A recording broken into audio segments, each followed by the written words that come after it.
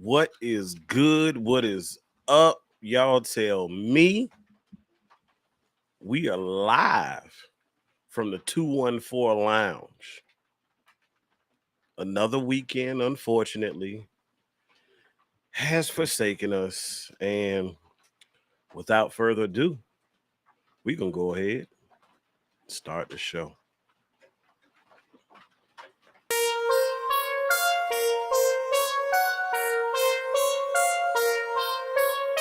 Twizzy is my producer, beat all the time. Yeah, and they know.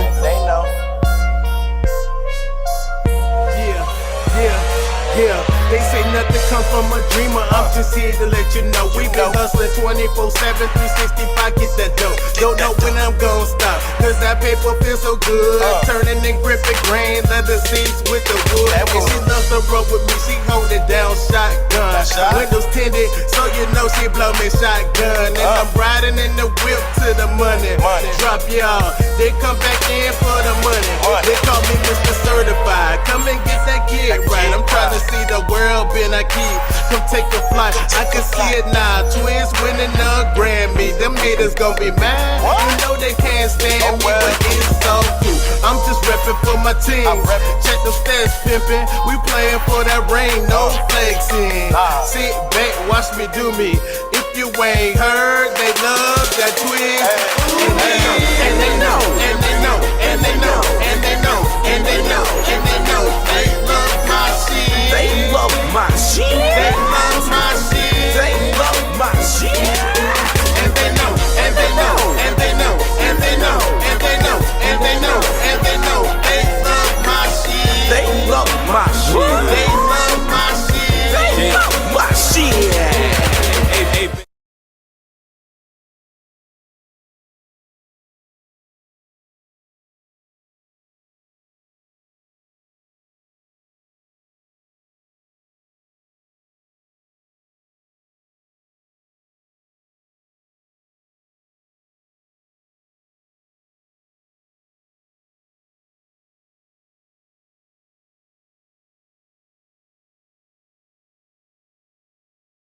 We back, baby. All the smoke. It's amp. It's my signature. So, I'll tell you a little story before we get started. Back in my collegiate days, I had a roommate, and he was a little older than I was. And, we used to grind hard during the week, with class and work and, just the regular Monday through Friday grind. And so, we were young at the time. We loved our rap and hip hop, and, we would jam all through the week and party hard. But I remember my first weekend being with him. Sunday morning, he got up and it was a different tone. It was unusual as far as what I had got to know those first 6 days. And he put on some slow music. I can't remember if it was gospel or R&B, easy listening jazz. I can't remember what it was, but I asked him, I was like, bro, what's up? What's good? And he was like, it's Sunday, man. It's time to slow down and get our minds right for the week up ahead. And so it's something that kind of stuck with me. So if you saw the thumbnail, it's a lot of cats in there that you may be familiar with, but there's also a picture of me in the corner with a cigar. So it's Slow It Down Sunday. If y'all don't mind, I'm going to partake in a little libation here, get this thing popped off. Got my Cowboys glass. We're going to pour up. I got a stogie right here. We're going to slow it down. We're going to take our time, and we're just going to go through this Cowboys content, and just talk about what's next for the team. Um, y'all know, unfortunately, how things ended, and it is not what anybody had in their forecast for the Dallas Cowboys. Um, we had a great regular season. It was a roller coaster full of ups and downs. And, there were some things that we pointed out throughout the season that, areas where we felt like we could have improved. And ultimately, unfortunately, those things came to bite us in the rear end in our first and only playoff loss to the Green Bay Packers. Um, no shade on them. They brought everything they should have to the party. They brought the food, they brought the drinks, tablecloth, extra guests. They laid it out. They had a full-fledged party in AT&T Stadium on our behalf, in our venue. And the week leading up to, once we found out who we were playing, I remember seeing on Twitter, there was a debate going on, home field or not, prior to finding out who we played, home field or not, and ultimately, I'm not here to debate whether or not home field or going on the road would have been better suited for our team. But what I will say is, no matter where we played, we needed to have a level of fire, some juice that I did not see. And we looked like a team that was nervous. We looked like a team that was unprepared. And unfortunately, that's something that we've come to see now over the last couple of playoff games, primarily under Mike McCarthy's tenure. But if y'all excuse me for a second, I'm going to set the mood, if you don't mind. Find a little tune to kind of set this thing off, if you will.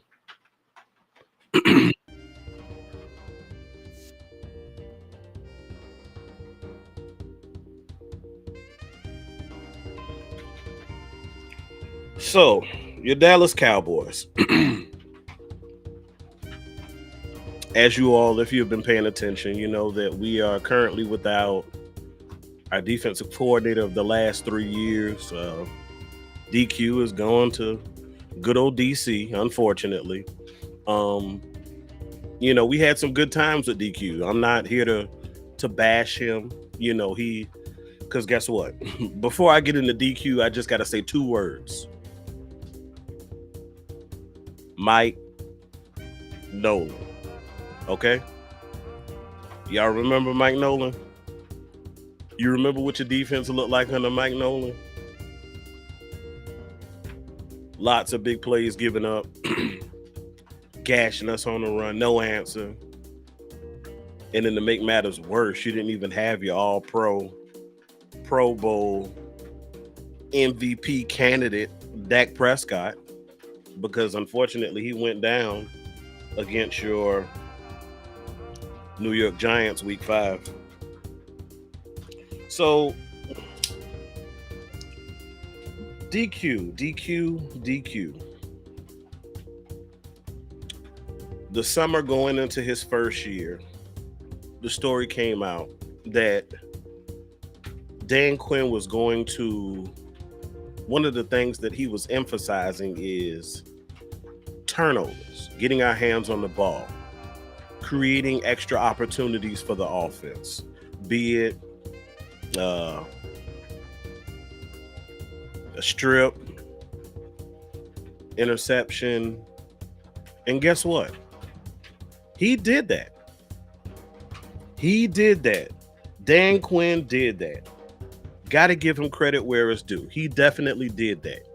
And not only did he do it that year, he continued on for his tenure in Dallas. I think 2 out of his 3 years, we led the league, if I'm not mistaken, in turnovers. So you look at a coach, we're losing a coach who is or was goal-oriented. He did have a vision for our defense. And for the most part, guess what? Ladies and gentlemen, it worked. It worked. So much so that at one point, I don't know if you all remember, I believe it was 2020, if I'm not mistaken, or 2021. No, 2021. If you all remember, our defense, because shout out to Sounds of the Sideline, because they do a masterful job at giving us insight on the talk and the chatter that goes on the sideline, and you get an idea of the vibe, player to player interaction, player to coach interaction, the changing of possessions between offense and defense, and special teams coming off, and you see a guy make a great play on third down, and he comes off to the team, and they high-fiving him, dapping, jumping up, shoulder bumping, and all that. You see all of that. So through Sounds of the Sideline, we found out that there was a competition between your offense and your defense. So we were actually, not only were we battling the team that we were playing against, we were battling against ourselves. And we were keeping score. Your offense and your defense were keeping tabs on one another. Offense gets a touchdown, that's a point for them. Defense gets a turnover, that was a point for them. Y'all remember that? Like,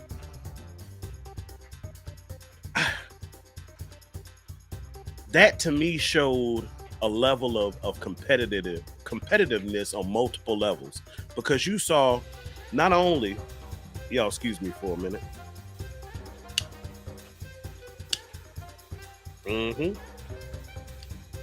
Sunday vibe.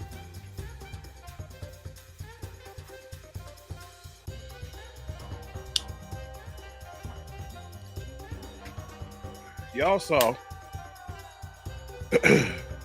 the level of competitiveness between your offense and defense.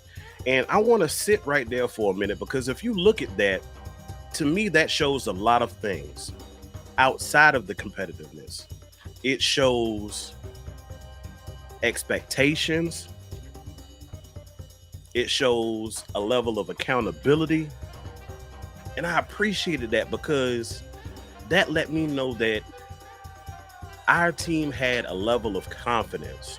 We knew that we could go out there and beat any team on any given Sunday.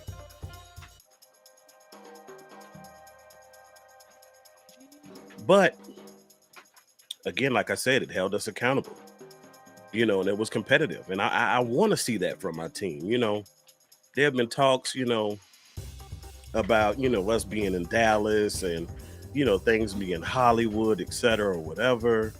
And if you remember going into 21 season, after Dak got hurt, that was also the season that we were on HBO's Hard Knocks. And so, a lot of that, you could tell it was embellishment for the camera, but a lot of that was what our team really was and what they are. And it's a team of guys who appear to not shy away from the light, who welcome the camera, who ain't afraid to step up in front of the mic, and who like to perform. To me, that can be a gift and a curse. But you have to be able to harness that as a coach and as a management staff.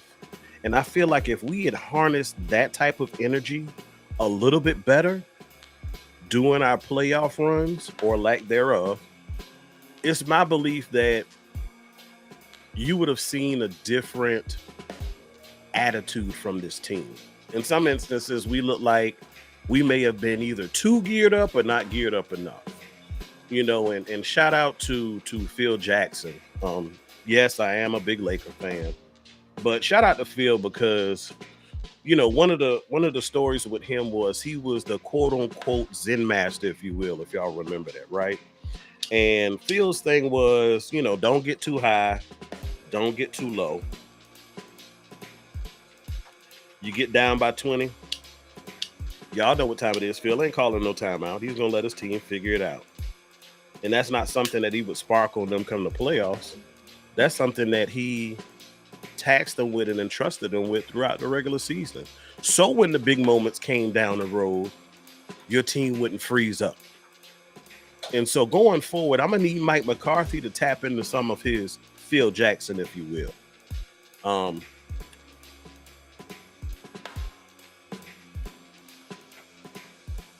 but back to DQ.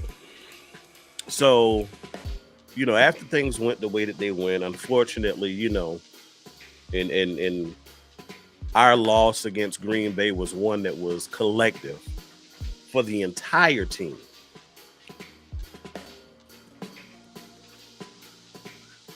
But y'all know, they know, I know, in the beginning of the season, the idea was that this team was to be led, started, kicked off by our defense. Now, the first couple of weeks, that was the case. And honestly and truthfully, somewhere along the line, that shifted. And I believe you pair that with the loss of Trayvon Diggs. It kind of went downhill from there. Now, don't get me wrong. Y'all saw it. You saw an elevated level of play from ours truly, DaRon Bland. Many didn't think he'd be able to hold his own. Might not be able to hold the candle to Trayvon Diggs.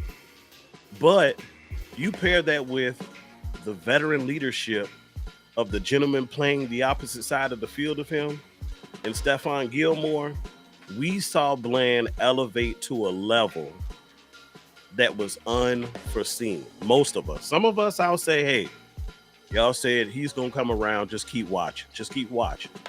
And when the light got bright and it was time for him to step up, he absolutely stepped up. He stepped up and he showed out. And one can only hope that he will continue to maintain that level of play going forward in 2024. But I know Diggs will be coming back this year, and I'm gonna tell y'all now, be patient with him, because he's coming back from an ACL tear. Myself, sometime during the spring last year, I tore my patella tendon, and I'm still rehabbing. It's not something that is a quick fix. It takes time. It takes time to develop the strength, but it also takes time to develop the confidence. And as much as I've been rehabbing since August, I still have not been confident enough to even run yet. I have not physically jogged at least since May, since my injury. But God willing, I'll be able to return to my normal self and get out and be physical and do the things that I was accustomed to do prior to my injury. Nonetheless, Diggs coming back. He may not look like himself for maybe the first half a season, and I can already see it now. Y'all know what time it is, training camp. Oh, Diggs looks good. Oh yeah, he looks like himself. Y'all know what time it is. But nonetheless,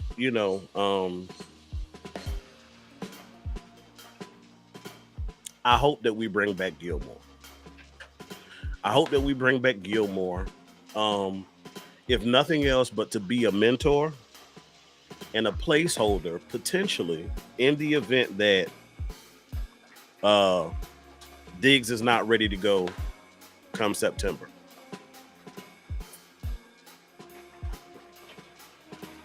So now, DQ is gone, and Jerry and Steven and Mike and the fan base are left to pick up the pieces.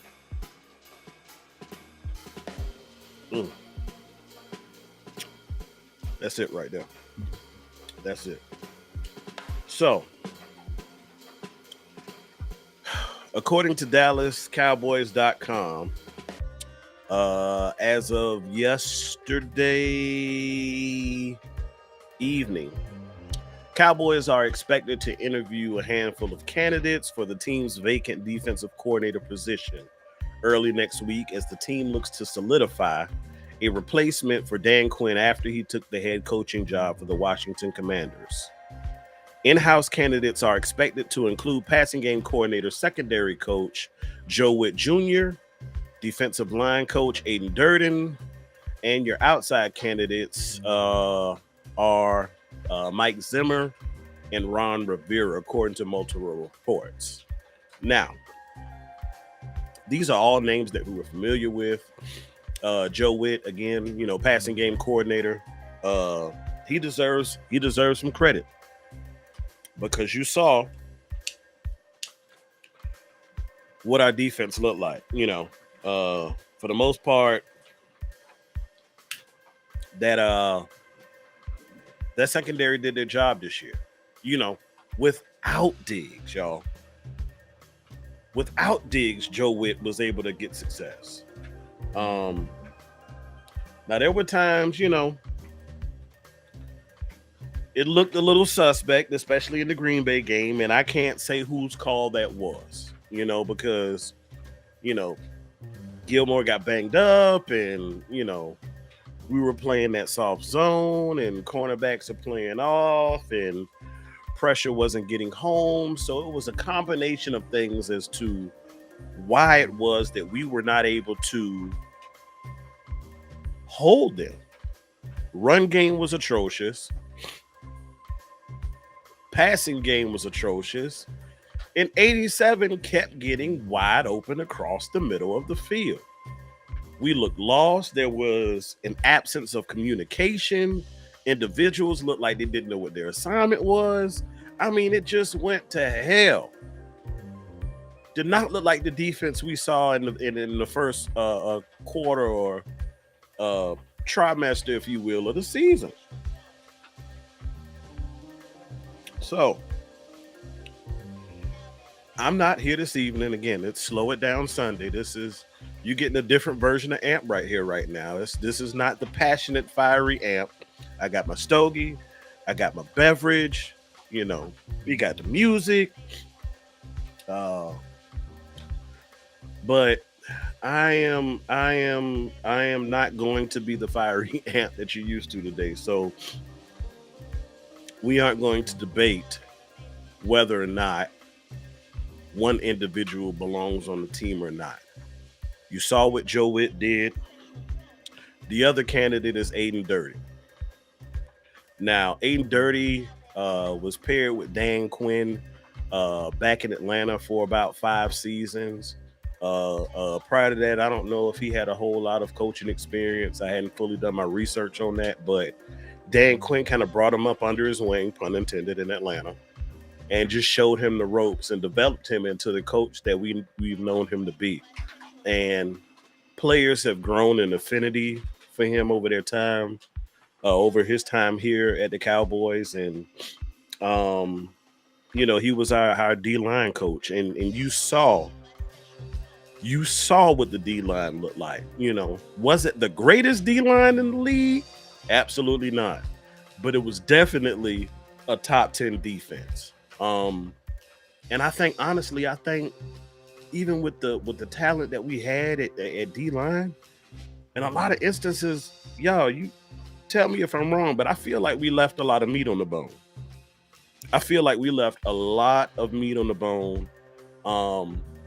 Because you saw, shout out to Boss Cowboy, he calls DQ the mad scientist, and I agree. We saw him trying a lot of different things, playing around with lineups, placement, gap scheme, the run fits, your stunts. You saw him doing a lot of wee-woo-ish things, if you will, and I think a lot of that was, one, not only a testament to the talent, but I think in a lot of instances, Dan Quinn felt like he couldn't be touched. But ladies and gentlemen, I'm here to tell you, it's the NFL. Anybody can be touched on any given Sunday. And so Durden, he was a very passionate coach, a very driven coach. And one thing I will say is, from what I've seen from him, he pushed his line to give their best effort. You know, now again, no blame here, but we saw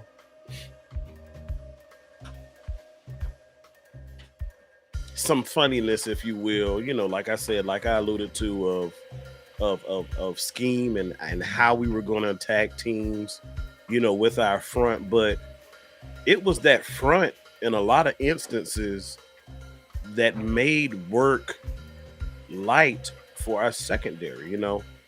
You saw in our defensive side a very complementary style of football.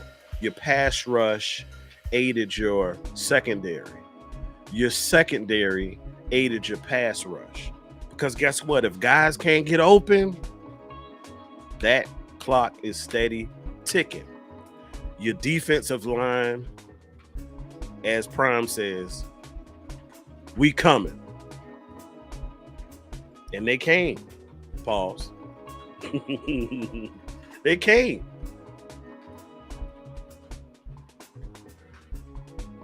And in a lot of games, they did a masterful job. And they made work very easy for your offense. A couple of turnovers early in the game, or your offense scores a couple of easy touchdowns early. Guess what? Now your defense can do what it was built and intended to do. And that is play from the front. Play with a lead. Because at that point, guess what?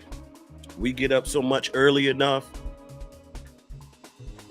run game is not an option. You're going to run out of time. So now teams start to frantic and panic. Man, we got to air it out. We got to keep up with this offense. They putting up points. And don't let the defense get points too. Oh, you can kiss the baby at that point. But,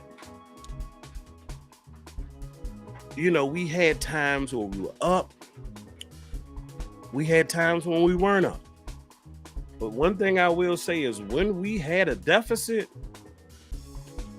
unfortunately, things did not look the same, y'all. You know what I'm talking about. I remember talking to a couple of content creators, and, the conversation was based off of like how the first couple of series or maybe even the first quarter looks. We already know what kind of game it's going to be. We came out strong, hitting folks in the mouth, gashing them. You knew what type of day it was. It was going to be light work. But if we came out and it was a little goofy and Dak may have been a little off and missing a guy here and there, early missed opportunities, it was going to be a long day.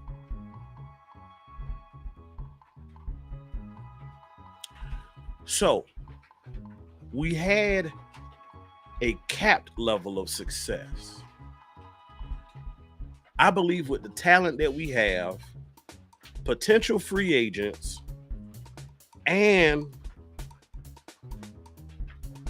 what the scouting department and management may be able to do in the draft, I believe that we still have the opportunity to elevate to the next level. Don't get me wrong. We also have the opportunity to regress. It is possible. We're losing our DQ. Some other coaches may be going with him. Who knows? That is still be to be untold. It is still untold. So the big looming question is who's going to replace? You got two other candidates here. You got Mike Zimmer.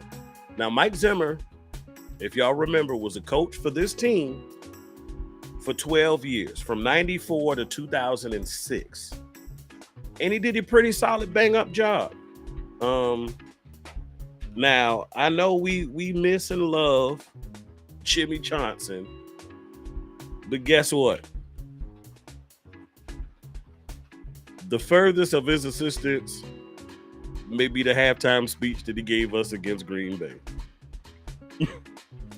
Now, constellation prize, call it what you want. A coach you coach with him. A coach that coached under Parcells. A coach that is no nonsense, no BS, demands a certain level of fierceness, a certain level of discipline, might be the very medicine that our defense needs. Because let's be honest, one of the major critiques for this team in general last year and the last couple of years have been what? Discipline. Because there's no question in talent. Could we have acquired more? Absolutely. But one of the major red flags for this team, discipline. And when I say discipline, it's very general, but you can pick so many different avenues of it. You know, pre-snap penalties, the gimme penalties, right? Or individuals playing outside of themselves, trying to play hero ball. Hashtag team doing too much. We saw a lot of that. And guess what? Football, when you get down to the nitty-gritty and the X's and O's, it's about your assignment. It's about execution. And if you don't trust that brother next to you and you attempt to overcompensate for his lack, guess what? Everybody suffers. You're not playing against a team of Pop Warner guys. You playing against other professionals who are trying to do the very same thing to you that you're trying to do to them. So that's when we saw our team get hurt. You see guys over pursuing to the ball. Everybody's trying to make the play. And shameless plug here at AMP Sports. In case you don't know, AMP stands for always making plays. But let me tell you this. Sometimes making the play is not making the play. I know you're saying, well, how is making the play not making the play? Just do your assignment, do your job. If you're supposed to set the edge. You might not get the tackle. But guess what you'll do? You'll push the running back or quarterback or whatever skilled player into the rest of your help. It's common sense football, y'all. So Mike Zimmer, to me, because a lot of people were like, oh, he's washed up. He used to be with the Vikings. I don't want Mike Zimmer. I don't want an old coach. I want one of the new young fiery head coaches in the league. I want a new hot young DC. Guess what? I ain't here to debate or argue young or old. The HR department is not going to come after AMP for discrimination. But what I will say is, whoever we bring in, discipline has to be first. All right?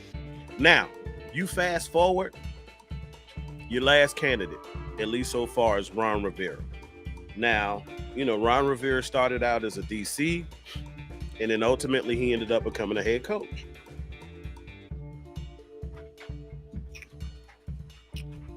He coached Washington and he coached the Panthers, right?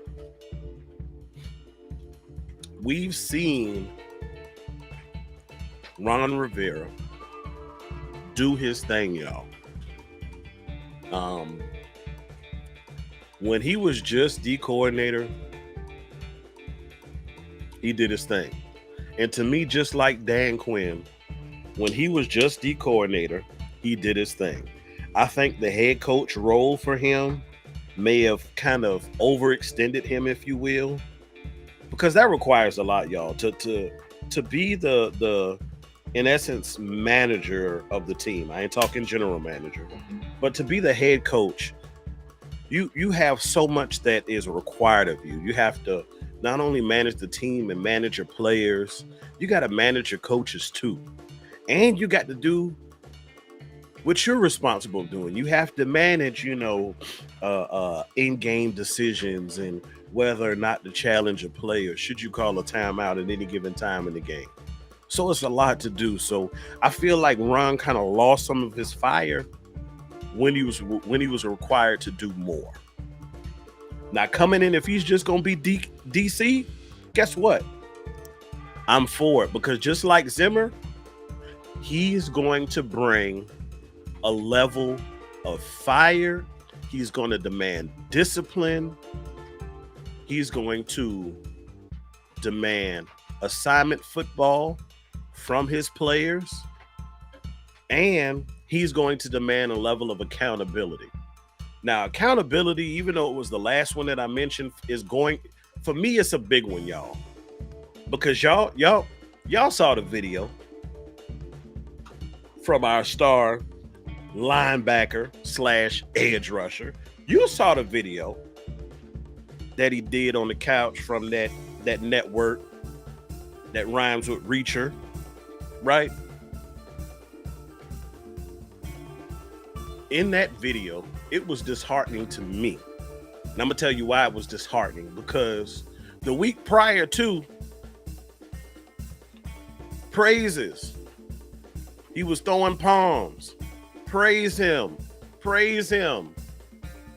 I'll go with DQ wherever he goes. Praise him. And in the very following week, low key, you were saying, crucify him. He didn't call a play for me to be a linebacker. We got out schemed. You saw it. I have a problem with that, y'all. Because to me, that is a lack of accountability. As much as he is criticized, one thing I will give my quarterback is when it don't go right, darn it, 4 is going to say, I could be better. He's going to say that.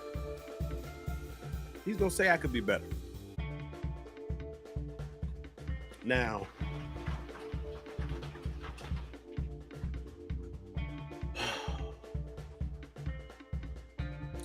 I need all players, because y'all saw it after the game on Twitter, social media. Players were saying, we got time today. They wanted to address all of the hate and criticism. And my challenge to all of the players on our team is, I'm okay with that energy. But I need that energy in between the lines. I need you to have that same energy when you lined up against that man. When you looking at that man in the face who is broken into your house and he's trying to bring harm to your wife and your kids. I need you to have that energy then. Cool down, Em. It's Sunday. Cool down, cool down, cool down.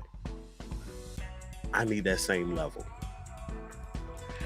And that is why I believe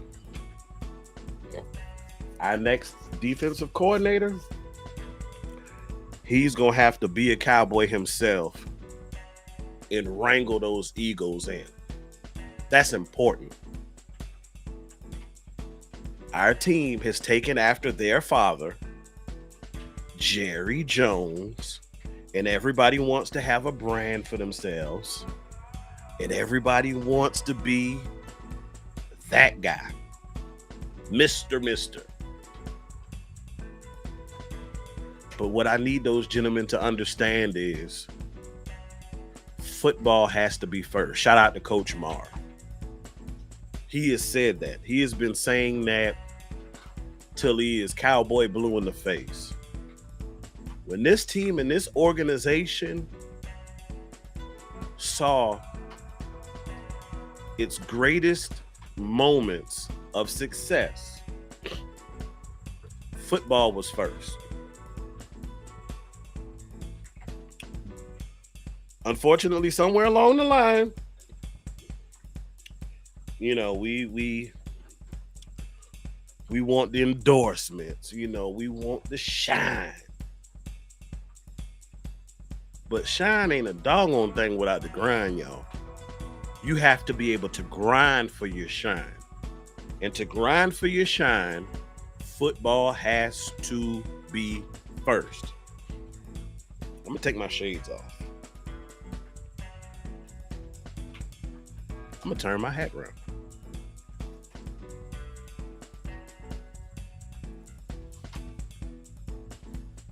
Now, switching gears. Where do we go from here, right? So the first piece of this puzzle is getting your defensive coordinator situated.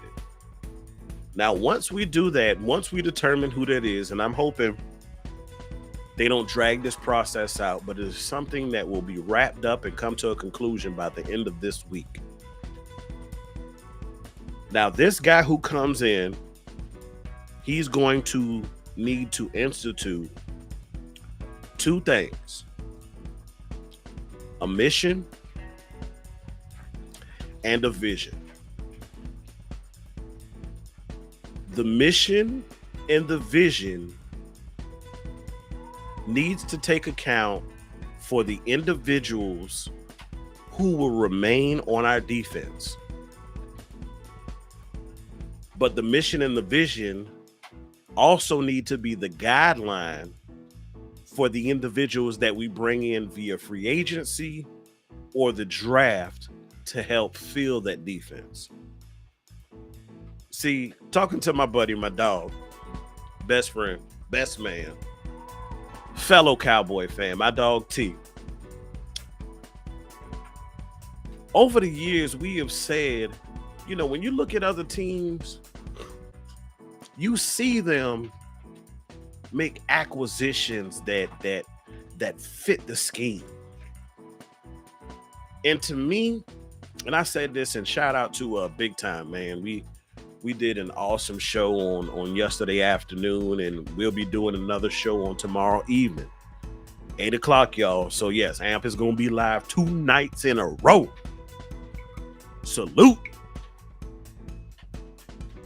But you know, we talked about the Cowboys and how unfortunately they have a type. And the type, to me,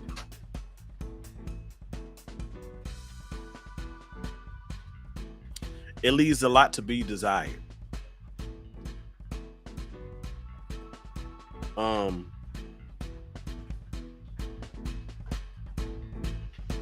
You know what it is. We've had dogs on the team before. Cowboys don't like that. We've had dog coaches. Cowboys don't like that. We like the company men, the yes men, to play the game the right way.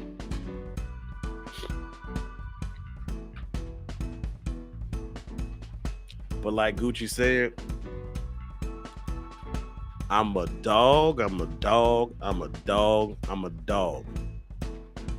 And to me, that is what our team is missing. That is what the defense is missing. We're missing some dogs.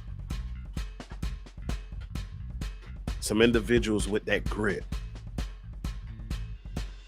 Some individuals who may black out and check out like Mike Tyson and bite your ear off. We need that type of dog. I don't need us to be getting punched in the mouth and we sitting there like, what are we gonna do?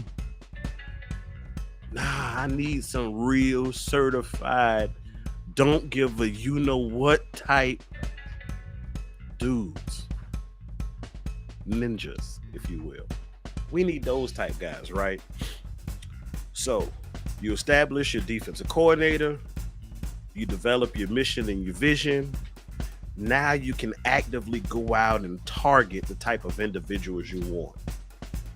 So that's why you have not seen any type of mock draft 1.0 from AMP or, hey, check a look out at this guy. I ain't there yet. Because before all that, guess what? We need to insert ourselves in the free agency. And it needs to happen in a way that it has not happened in more recent years. Now, I will give management credit. They did take a step last year. You know, with the acquisition of with the acquisition of Gilmore and Cooks. and let's just pause right there. The acquisition for Cooks was good, But going back to what I said about the defense and the new defensive coordinator, I don't believe we quite had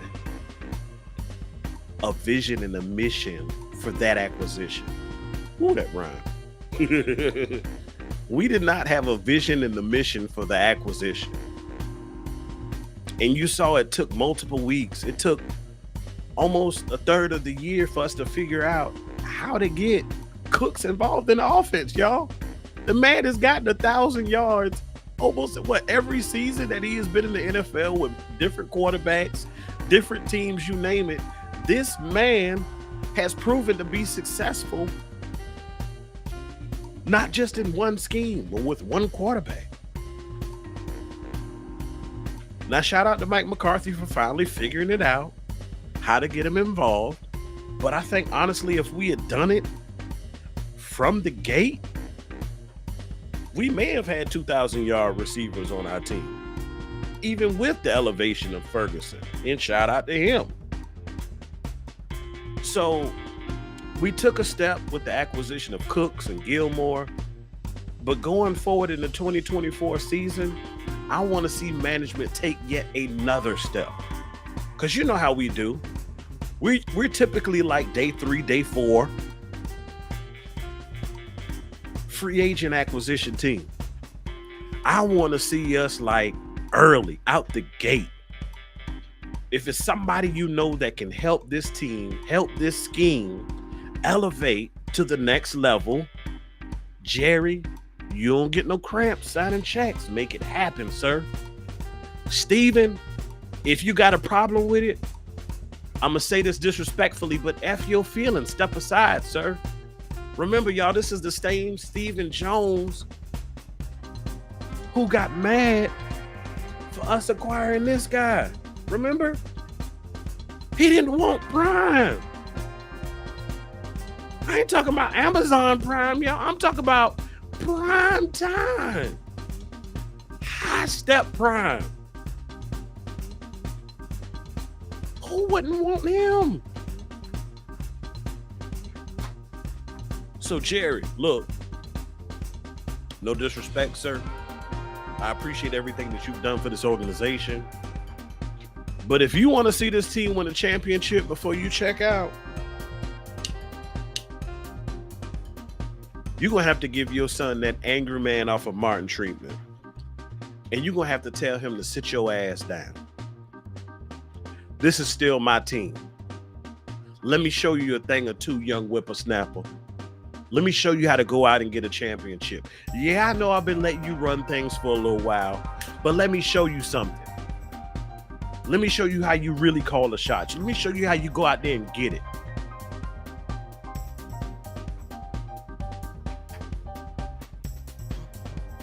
Damn a salary cap. You out here trying to save money and whatnot, talking about we got McDonald's at the house. Bruh, sometimes you just want McDonald's. I don't want no damn McDowell's.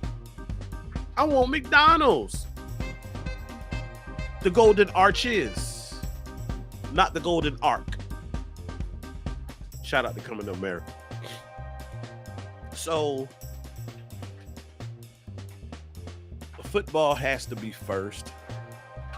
And not only does football have to be first, but you cannot be timid when you see a talent of a top tier and wonder, can we sign him? Because I've seen too many teams do it. They say, we'll make it work. They may even go ahead and say, you know what? We're going to mortgage our future. Because y'all heard it. Y'all heard it just like I heard it. Jerry Wayne Jones said on this past week that the Dallas Cowboys will be doing what? We going all in. Now, I said this last night on Big Time Show, right? And it took me kind of kicking some stuff around for the light bulb to really go off. But my thing is, you said you wanted to go all in, right? So we going all in, what does all in look like? Because from what you share with us, we running it back. So we got the same head coach, and Dan Quinn would have been back had he not taken a job in Washington. So you were talking about running it back with the same coach. Obviously, management is the same. They're not going to fire themselves. So you got the same management, same coach. So what's all in? Oh, there's only one other facet left. You're talking about players. So if you're going all in with players, I need to see you active early and often in free agency. The second part to that is the draft.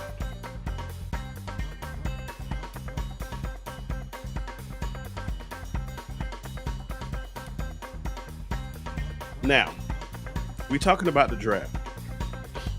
I believe this year we have a first, a second, and a third so far, and 2 sevens. Nah, Eastside, no, man. This ain't no cognac over here, dog. It's straight whiskey. That's the only way I get down. I might tell y'all what I'm drinking a little bit later, but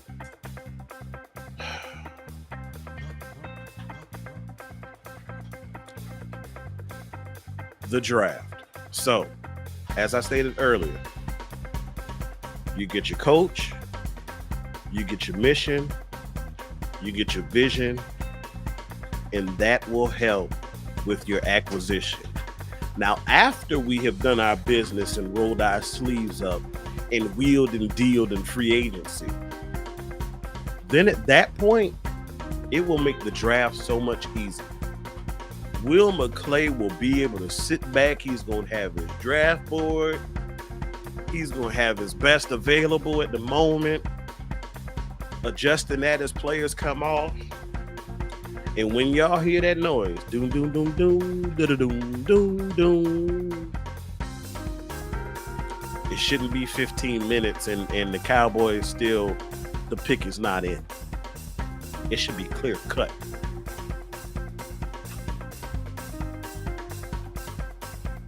Whoever is your best available at that point, you take them. Now, I will say this. I'm not going to get into players tonight. We'll save that for another day. But what I will say there is this. Some areas that you have to address. And for me, it has been an area that needed to be addressed for years. And that is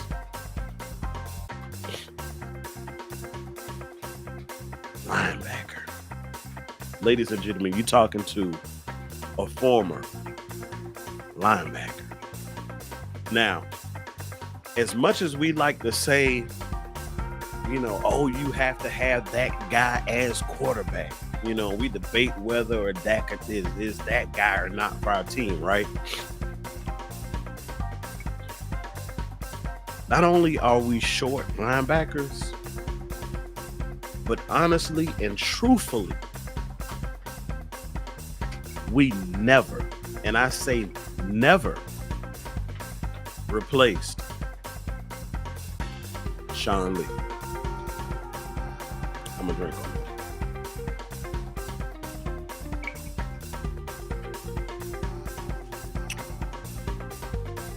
Now, we're gonna sit right here for a minute. I have seen, and I have been one of them, who has thrown around the name.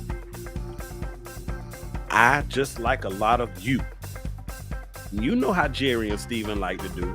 They like that homegrown talent, right? I am officially, and have been for a while now, on the board to recruit Sean Lee to be our next linebackers coach. Because that linebackers coach we had last year, like your boy Bubba say, trash.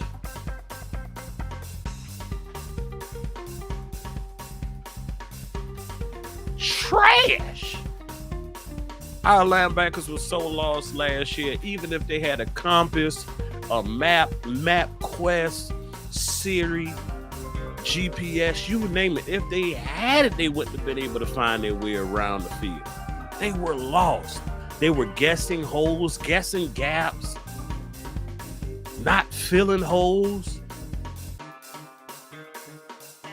It was a couple times this year I wanted to tell our defensive line, hey, put some hair around that hole, so our linebackers can find it.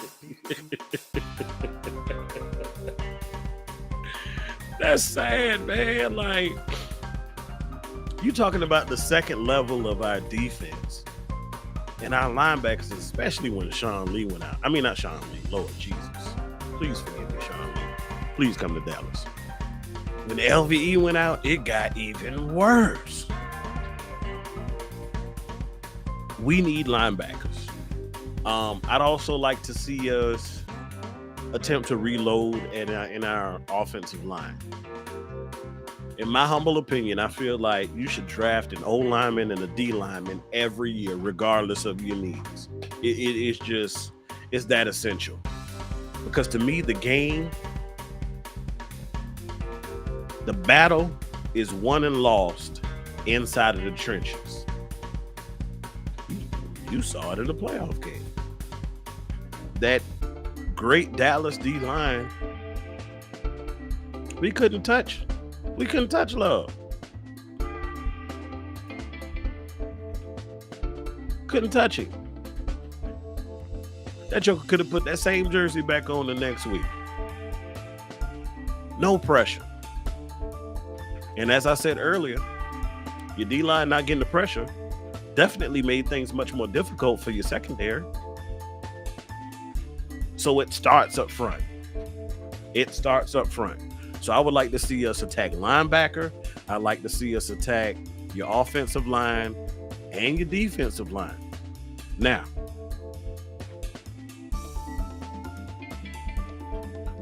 Cowboys fans, I'm going to tell you this.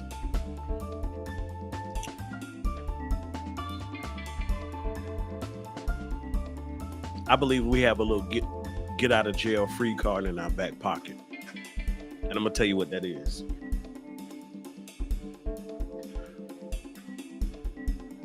At the conclusion of last offseason, your Dallas Cowboys, without the consent of your head coach, acquired former starting quarterback Trey Lance of the San Francisco 49ers.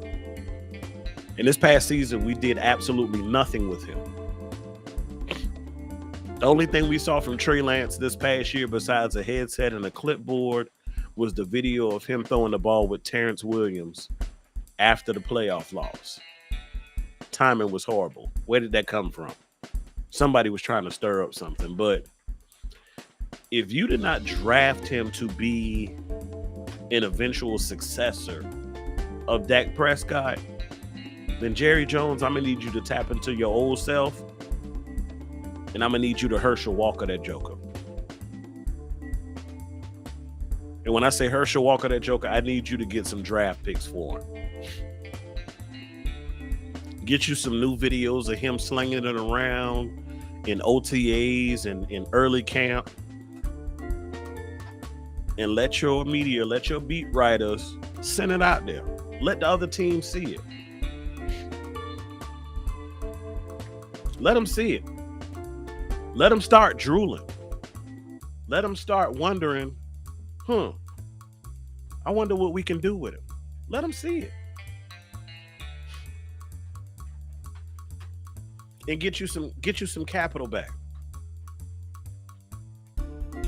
Get you some capital back to deepen this draft a little bit more.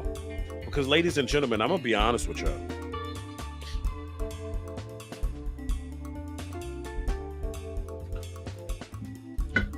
Last year's draft absolutely positively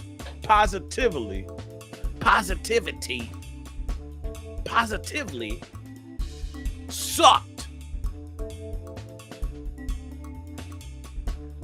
We ain't hit on nothing.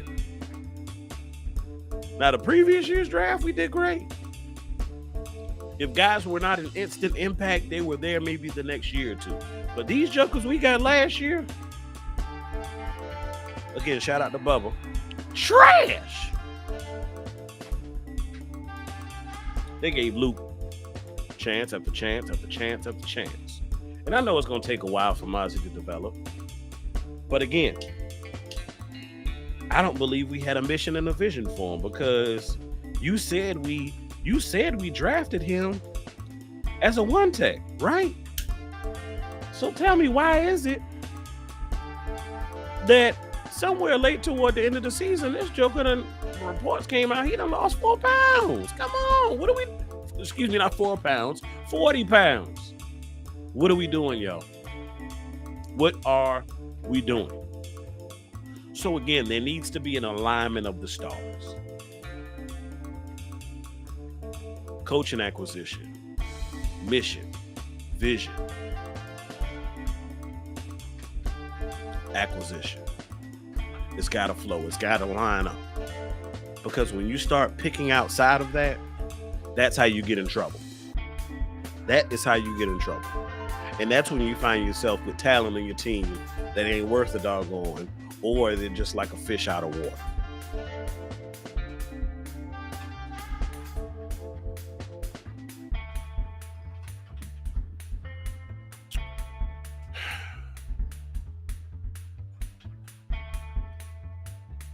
Y'all, I'm about to wrap this thing up.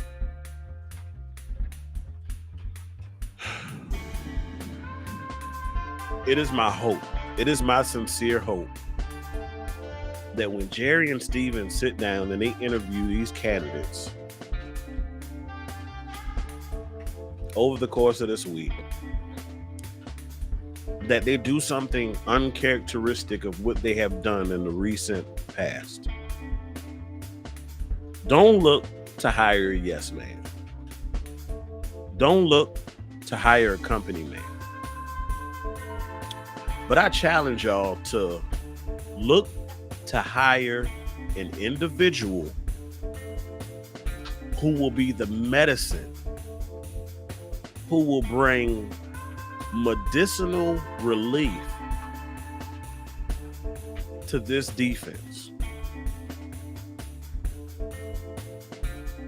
Because honestly and truthfully, y'all done heard the phrase. Offense sells tickets. They put butts in the seats. It's flashy, it's pretty, it's cute. It's exciting.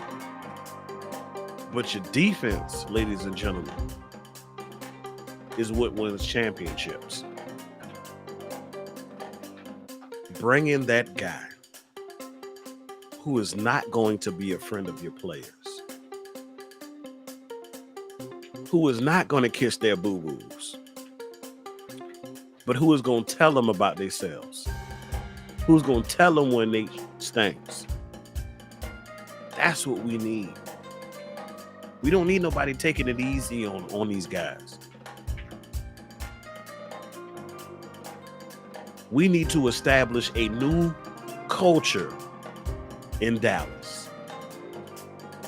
And ladies and gentlemen, that don't start yesterday. That don't start next week. That don't start an hour from now. That starts right now. Now, if you've been watching this content and you're enjoying the mood,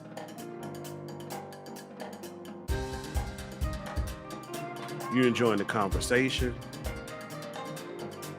content, my takes, do me a favor.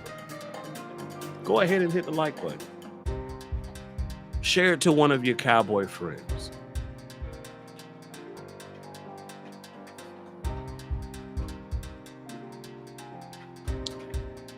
Most importantly, hit that notification button so you know when I'm going live again.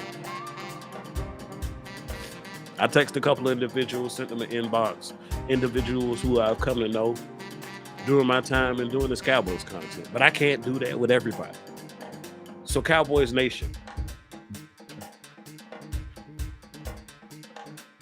Amp, Mr. Always Making Plays, I can't do it by myself. I need you.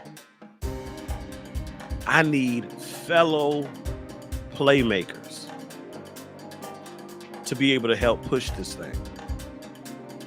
So like it, share it, and most importantly, subscribe.